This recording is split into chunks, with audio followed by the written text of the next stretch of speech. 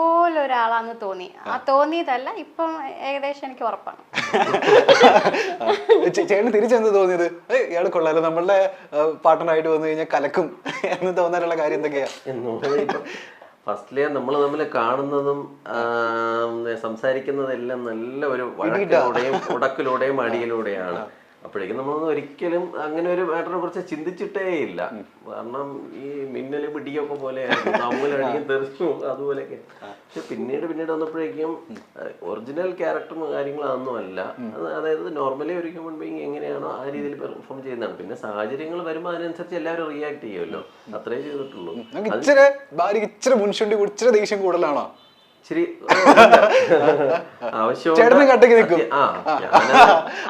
അതുകൊണ്ടാണല്ലോ ഇങ്ങനെ വരുന്നത്, സ്ട്രഗിൾ വരുന്നത്. ഒരു പടിക്ക് മേളിൽ ഞാൻ നിൽക്കും. എന്നെക്കാട്ടും എനിക്ക് ദേഷ്യം കൂടുതൽ ആൾക്കാരാണ്. നോർമലി നമ്മൾ എല്ലാ കാര്യങ്ങളിലും ആദ്യം സോഫ്റ്റ് ആയിട്ട് പറയും, പിന്നെ നമുക്ക് ക്ഷമിക്കാൻ പറ്റുന്നതാണെങ്കിൽ ക്ഷമിക്കും. പിന്നെ അതുമല്ല, അതിന് മീതെന്ന് പറയുമ്പോഴേക്കും പിന്നെ നമ്മൾ വിട്ടുവീഴ്ച ചെയ്യേണ്ട കാര്യമല്ലല്ലോ. അതിന് മേളിൽ നമ്മളങ്ങ് കിടപ്പും, അവിടെ നമ്മുടെ ഒരു ഡോമിനേഷൻ തന്നെയായിരിക്കും. പെട്ടെന്നല്ല വന്നാൽ ഭയങ്കര പ്രശ്നമാണ്. സൈലന്റാവും, അതല്ലാതെ വേറെ വഴിയില്ല. പക്ഷെ സൈലന്റ് ആയി കഴിഞ്ഞിട്ട് പിന്നീട് അടുത്തൊരു ചാൻസ് വരുമ്പോഴേക്കും തിരിച്ചു വരും. കുഴപ്പമില്ല. പക്ഷെ എന്റെ അടുത്ത് അങ്ങനെ പെട്ടെന്നൊന്നും ദേഷ്യപ്പെടത്തില്ല. ഞാനിങ്ങനെ ഓരോന്ന് ചോർന്നോണ്ടിരിക്കും. ചില സമയത്ത് ചിലത് എനിക്ക് ഫീലായി എനിക്കത് തീരുന്ന വരെ പറഞ്ഞോണ്ടിരിക്കണം. ആദ്യം ഭയങ്കര ക്ഷമയുണ്ട്, കേട്ടോണ്ടിരുന്ന് പിന്നെയും കയ്യിൽ നിന്ന് പോകുമ്പോ മാത്രം ദേഷ്യം. പിന്നെ ഞാനങ്ങ് സൈലന്റ് ആവും. ഒരാള് വയലന്റ് ആവുമ്പോ ഒരാള് സൈലന്റ് ആവും. ഇനി ചേച്ചി ഈ പറഞ്ഞ പോലെ ചേച്ചിയുടെ ഒരു തഗ് പോയിക്കൊണ്ടിരിക്കുന്നുണ്ട്. ആ തഗ്ഗ ഇനി പറയാൻ പോകുന്നേ. സ്വർണ്ണ ഒരു മുതൽക്കൂട്ടല്ലേ? മുതൽക്കൂട്ടിക്കോ? സ്വന്തം കാലിൽ അധ്വാനിച്ചുണ്ടാക്കിയിട്ട് മുതൽക്കൂട്ടിക്കോ? അച്ഛന്റെയും അമ്മയുടെയും അധ്വാനം കഴുത്തിലും കാലിലിട്ടിട്ട് എങ്ങനെ അഭിമാനിക്കുന്നേ? അത് പറയാനുണ്ടായ സാഹചര്യമാണോ? സാഹചര്യം കുറെ കമന്റുകൾ വായിച്ചതാണ്.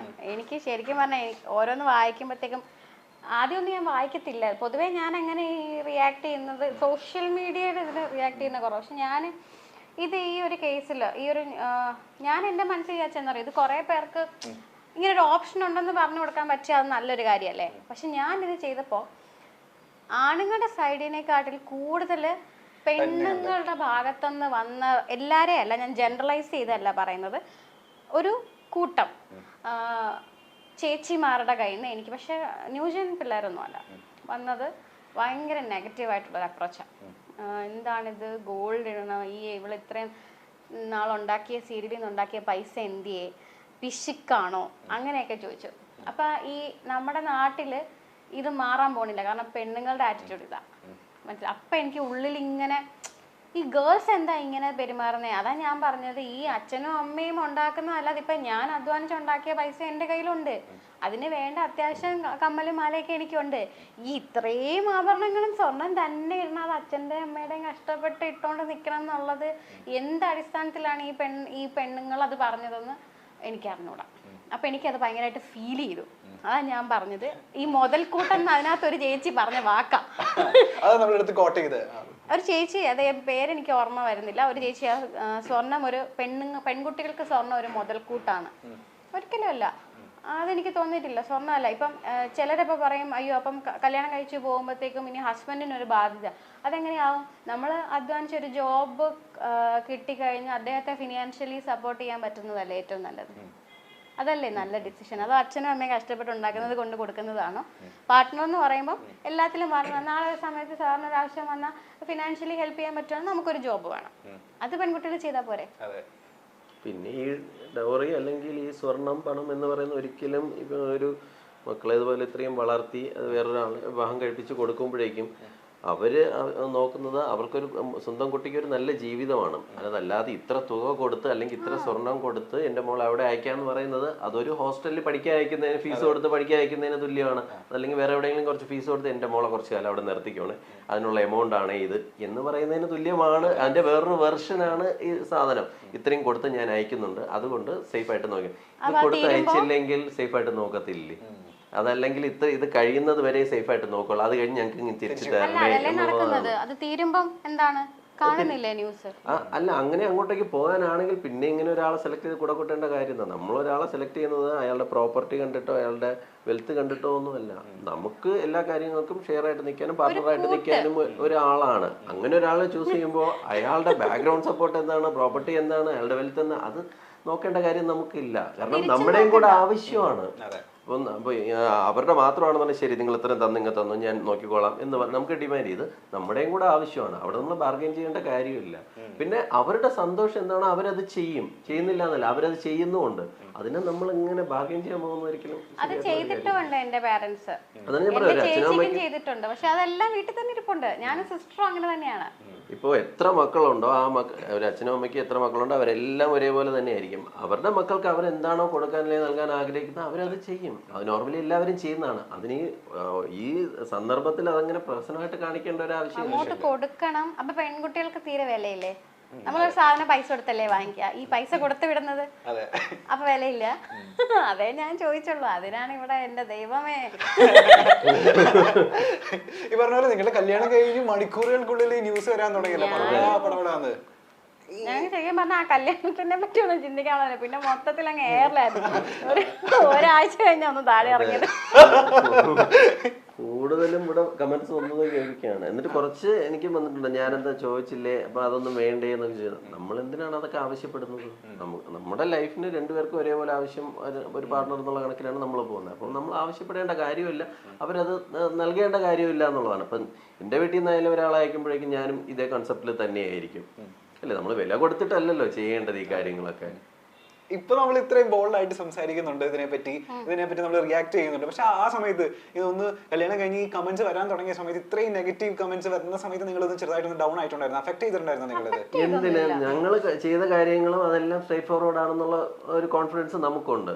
അപ്പൊ അതിനെതിരായിട്ട് ഞങ്ങൾ ചെയ്ത അയ്യോ അതിൽ എന്തെങ്കിലും മിസ്റ്റേക്ക് ഉണ്ടായിരുന്നു അല്ലെങ്കിൽ അത് മോശമായി പോയി എന്ന് ഞങ്ങൾക്ക് തോന്നിയാലല്ലേ ഞങ്ങളത് ചെയ്യേണ്ട കാര്യം. അങ്ങനെ അഫക്ട് ചെയ്തിട്ടേ ഇല്ല. എനിക്ക് ഒരു കാര്യം മാത്രം എനിക്ക് ഫീൽ ചെയ്തു. എൻ്റെ അച്ഛനെ ഭയങ്കര മോശമായിട്ട് പറഞ്ഞു. അച്ഛന് കഴിവില്ലാത്തതുകൊണ്ടാണോ ഞാൻ അവിടെ നിന്ന് സംസാരിച്ചത്? ഒരിക്കലും അല്ല. എൻ്റെ അച്ഛന് കഴിവുള്ളത് കൊണ്ടാണ് ഞാൻ അങ്ങനെ സംസാരിക്കാൻ പറ്റുന്ന ഒരു രീതിയിലൊരു മോളായി മാറിയത്, അല്ലേ? അവരെനിക്ക് കൊച്ചിലെ മുതലേ LKG പഠിക്കുമ്പോൾ പോലെ എൻ്റെ അമ്മ ടൈം ടേബിൾ എടുത്ത് തന്നെ എനിക്ക് ഓർമ്മയില്ല. എല്ലാം തന്നെ, ഫുഡ് എടുക്കുന്നത് തന്നെ, അങ്ങനെ ഒന്ന്, കാരണം അങ്ങനെ വളർത്തി. അതുകൊണ്ടല്ലേ ഇപ്പൊ അച്ഛനും അമ്മയ്ക്കും ടെൻഷൻ ഇല്ലാതെ ഇരിക്കാൻ പറ്റുന്നത്. അതുപോലെ തന്നെ ഈ സോഷ്യൽ മീഡിയയിൽ ഇന്ന് വന്ന് ഇങ്ങനെ നിൽക്കാൻ കാര്യം അച്ഛന്റെ ഹോൾഡും കോണ്ടാക്ട്സും വഴി തന്നെയാണ്. അപ്പൊ അച്ഛൻ അത്രയും ഇനിഷ്യേറ്റ് എടുത്തത് കൊണ്ട് തന്നെയാണ് ഇന്ന് ഈ ലെവലിൽ നിൽക്കുന്നതും. പിന്നെ പ്രായമായി തുടങ്ങുമ്പോഴേക്കും എല്ലാവർക്കും ഈ ആരോഗ്യ പ്രശ്നവും ദേഹാസ്വാസ്ഥ്യവും ഒക്കെ ഉണ്ടാവുന്നതല്ലേ, അതിന്റെ ഒരു ഇഷ്യൂ മാത്രമേ ഉള്ളൂ. അച്ഛന് സംസാരിക്കാൻ ബുദ്ധിമുട്ടുണ്ട്, സ്ട്രോക്ക് വന്നതാണ്. അപ്പം അതൊന്നും എനിക്ക് നാട്ടുകാരെ ബോധിപ്പിക്കേണ്ട കാര്യമില്ല, മനസ്സിലായോ? അപ്പം അച്ഛന് എവിടെ പോയി, കാരണവന്മാരില്ല, എനിക്ക് എല്ലാവരും ഉണ്ട്. പക്ഷെ ഈ പറഞ്ഞതുപോലെ അവർക്കൊന്ന് മീഡിയ എന്ന് പറയുന്നത്, ഞാനൊരു ഫാക്ടർ കാരണം അവിടെ വന്നേക്കുന്നത്. അപ്പം ആ മീഡിയ ഹാൻഡിൽ ചെയ്യേണ്ട ഉത്തരവാദിത്തം എനിക്കാണ്, അല്ലാതെ എൻ്റെ വീട്ടുകാർക്കല്ല. അതുകൊണ്ടാണ് അച്ഛനും ഒന്നും ആ ഒരു പബ്ലിക് പ്ലാറ്റ്ഫോമിൽ വന്ന് അവരോട് നല്ലൊരു സമയത്ത് അച്ഛനാ പറഞ്ഞിരുന്നെങ്കിൽ ഒന്ന് ആലോചിച്ചെങ്കിൽ ഇപ്പൊ അച്ഛൻ ഏറി നിന്നേനെ. എന്തിനാണ് വയസ്സാകാലത്ത് അങ്ങനെ അങ്ങനെ ഒരു ടെൻഷൻ കൊടുക്കുന്നത്? പക്ഷെ അത് മാത്രം എനിക്ക് ഹേർട്ട് ചെയ്തു. അച്ഛനെയും അമ്മയും പറഞ്ഞത് ഭയങ്കരമായിട്ട്. അപ്പം ഞാൻ അപ്പൊ പെട്ടെന്ന് ഞാൻ അവിടെ എൻ്റെ വീട്ടിലിരുന്ന് വിളിച്ചിട്ട് ചോദിച്ചു, അച്ഛ ഫീൽ ചെയ്താ അച്ഛൻ നിനക്ക് ഈ പോടിയാണ്, നിനക്ക് വേറെ പണിയൊന്നും എന്നിട്ട് അച്ഛൻ പോയി. അപ്പൊ എനിക്ക് മനസ്സിലായി ഓക്കെ അവിടെയും പ്രശ്നമില്ല.